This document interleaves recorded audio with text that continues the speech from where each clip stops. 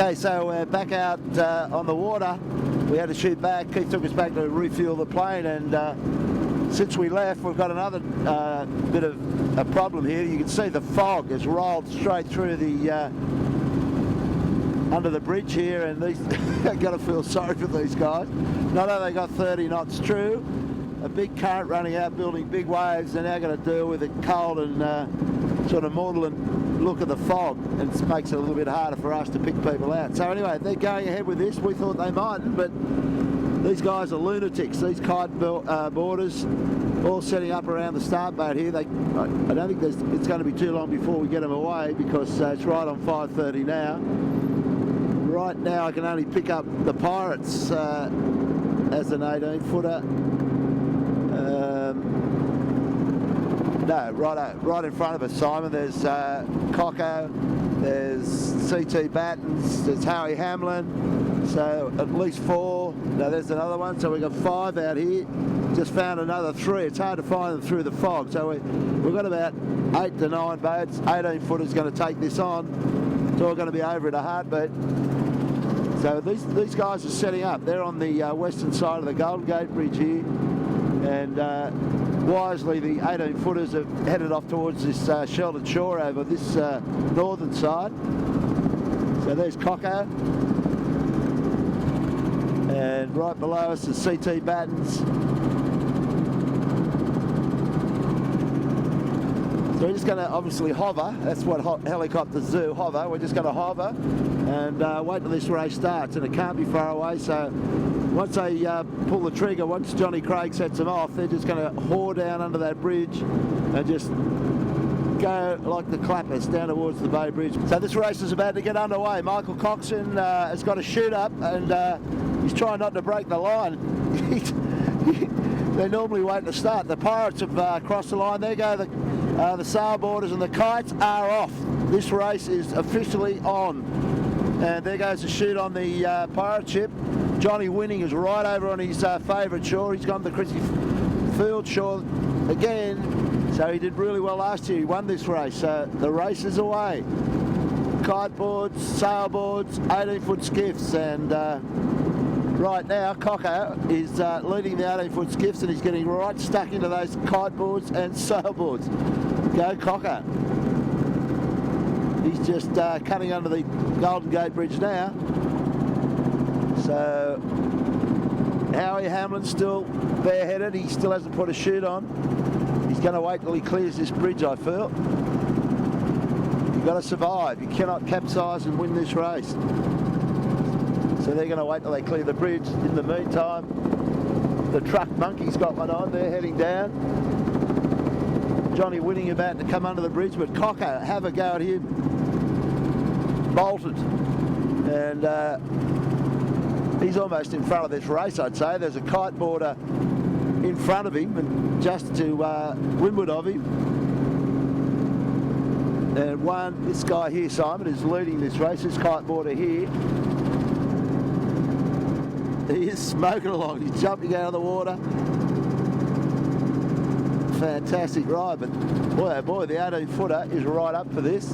Cocko is smoking. Bouncing out of the water. Totally airborne.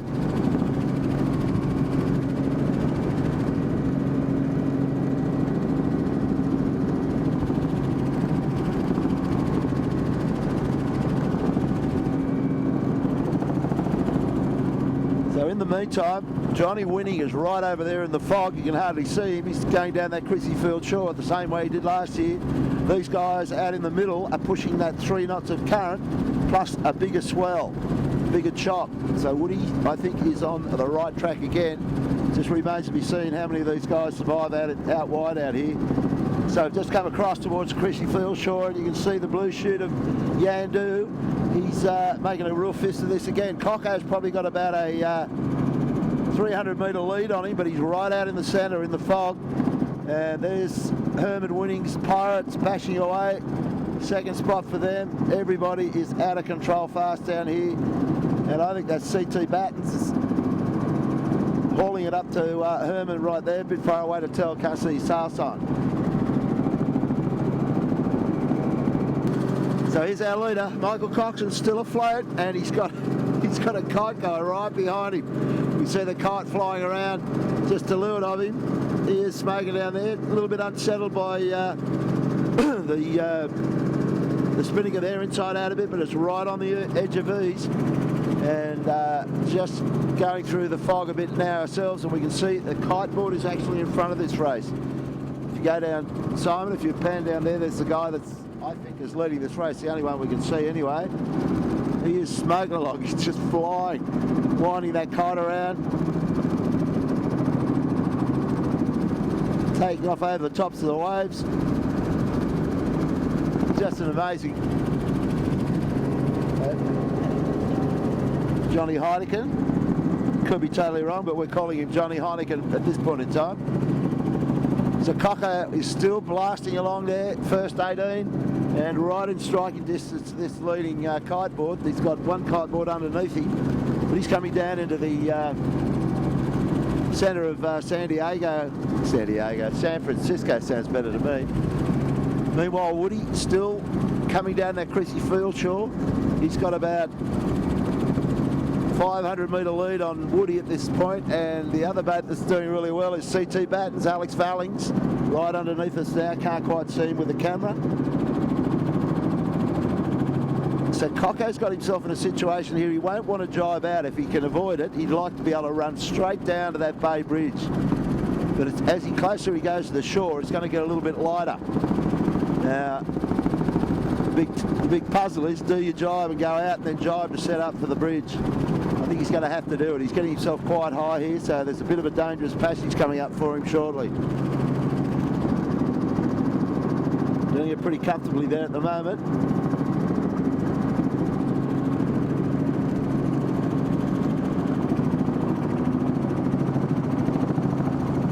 So, Simon, if you lift your camera up and go around to the right, you can see CT Battens and the Pirates in third position in the 18 division. And CT Battens with the white chute, and the Pirates bowling down there. And the two blue chutes, the one close to the shore is John Winning Shandu and Jono Whitty, out wider than Woody. The two blue chutes.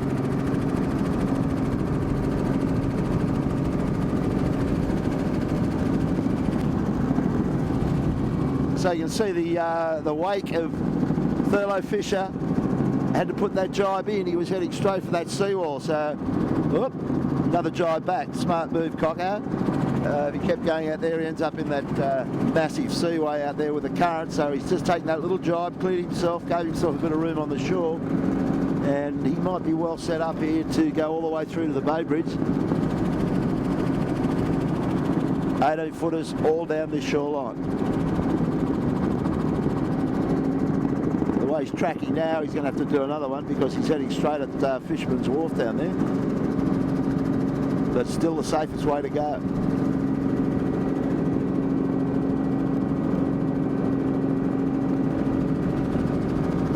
Trent Barnabas clinging desperately onto that spinnaker sheet. He's got all the power in his hands. So here's our leader, the kiteboarder. Probably got a well, good 700 or 800 metres on Cocko now, because these guys have been right out in the breeze line the whole way down here. They can do that. They just get towed along by those kites, and he's got a nice big board underneath him, which makes it pretty comfortable, sitting well back, and it's just carving a nice path through all those waves, off the top of a few. But he looks pretty good to me to take this year. Last year the kiteboarders got underneath these wharves over here, and they ran out of breeze. They all fell out of the sky like fumigated moths, if you think. And that's how Woody was able to come through with the bigger rig in the lighter conditions under the Bay Bridge and take the race. But these guys today look like they're going to go on with it.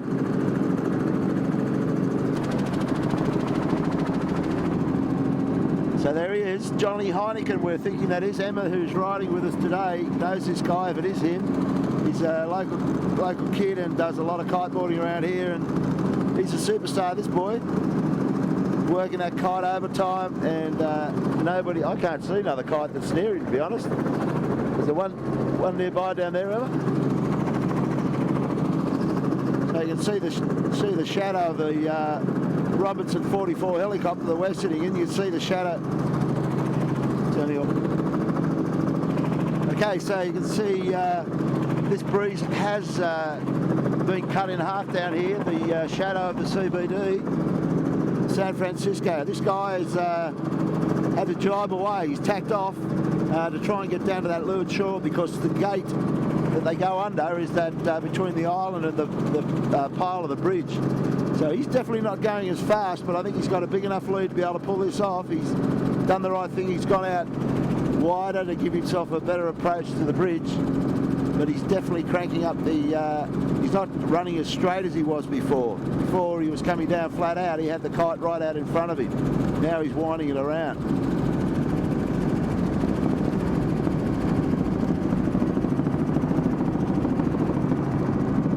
Which one's that, Keith?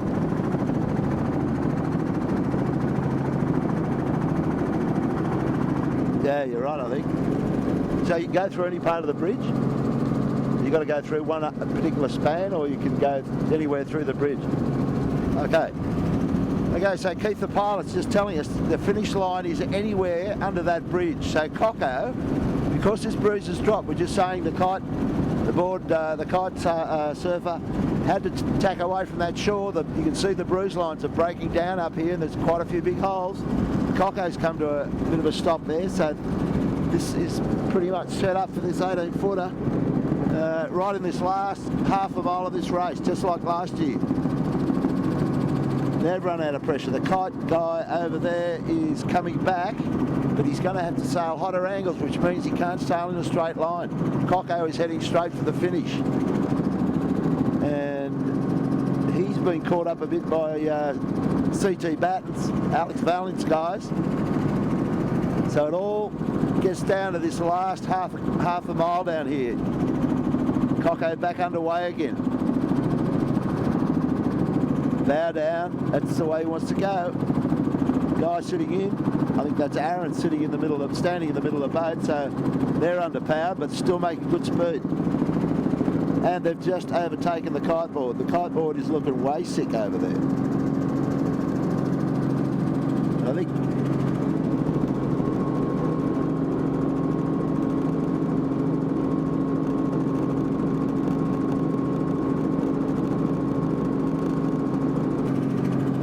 so. There's the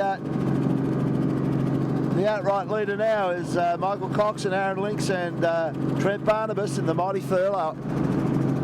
We didn't think they were going to pull that off because the kite was so far in front, but it's just that fickleness of the breeze as they come down towards the Bay Bridge. So he's still smoking along just quite nicely. He's got about, as you can see, the bridge is right in front of him.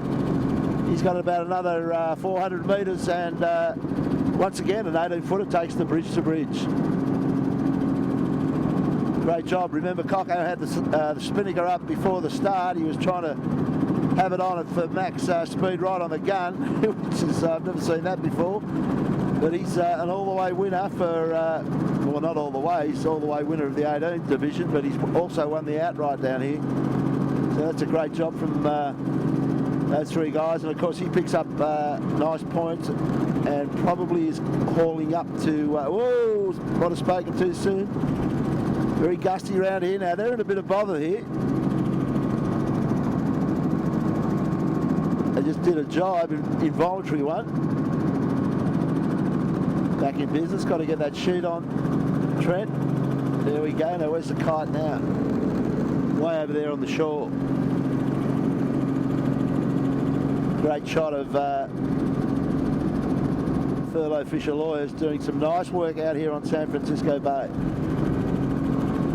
Just going to keep it afloat, boys. Don't want to go in the tide now, as the other boats are right up your clacker, and Alex Valens is doing a great job down here today as well. But there's the finish boat on station.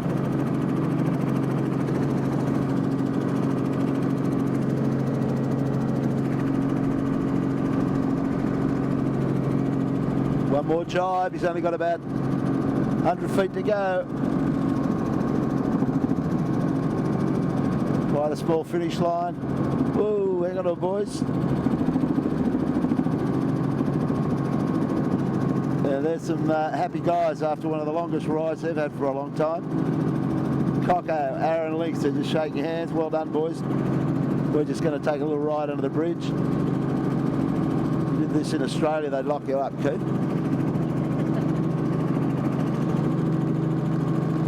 Oh, what a great run. And the kites is wildly winding their rigs over there. You can see the kites going around and around. They wind them to try and pressure them up, but CT Batten's going to come in for second, so second outright, another 18-footer. CT Batten's boat all the way from Auckland Harbour in New Zealand, doing the business out here in San Fran. They'll be very happy with that. That's a great performance.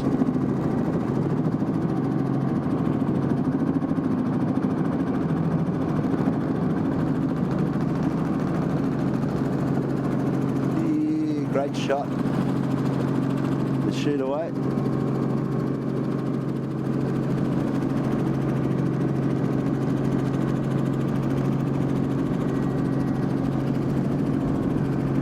And the next boat to finish is going to be another 18. The Pirate Ship. He's got a few kiteboarders around him, but they've just got no pace out of those things at the moment. So the 18s are slowly but surely gobbling them up.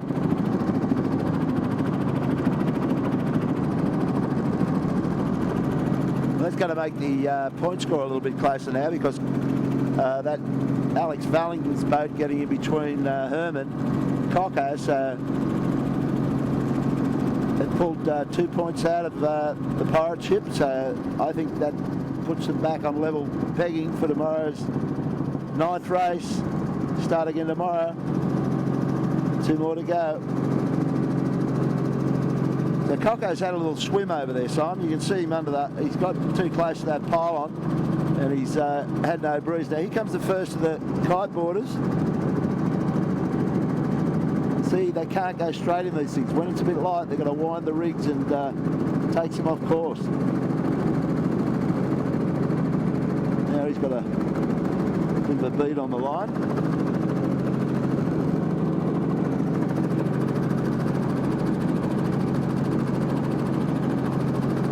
So there goes the first of the kiteboarders for 2010, bait bridge to bridge. Coco's out of the water. He's got it upright again. Now these guys got a long sail back, right the way back up to Chrissy Field, the rigging park. Johnny Winning will be the next boat or of any shape or size across the finish line. Blue shoot of Woody. Went all the way down that Chrissy Field shore. Got a little bit of a late. Coco got the jump on him, of course, and that was the difference in the lapse time.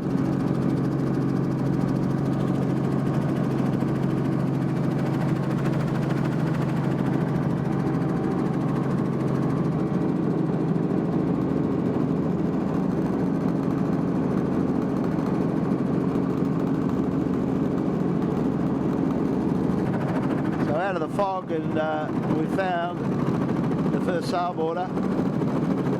He's probably at least 6 minutes adrift of the first 18, but at the end of the day, he wasn't that far behind the kites.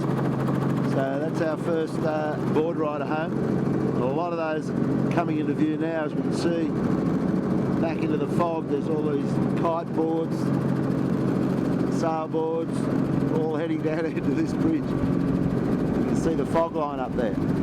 That's what we've been in. So crazy, crazy race, crazy conditions. But once again, the 18 has been victorious. They're going to be happy with that.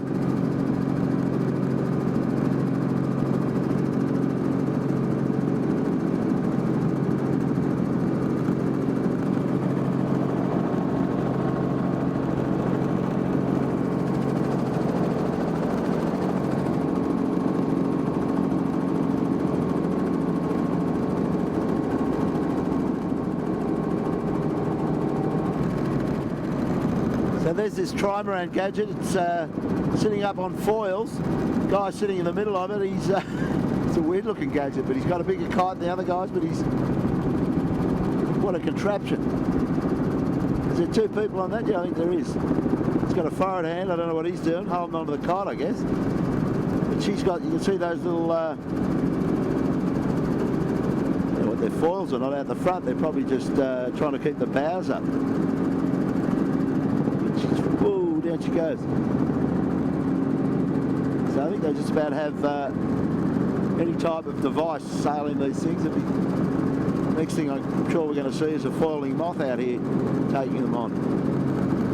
So that's the scene.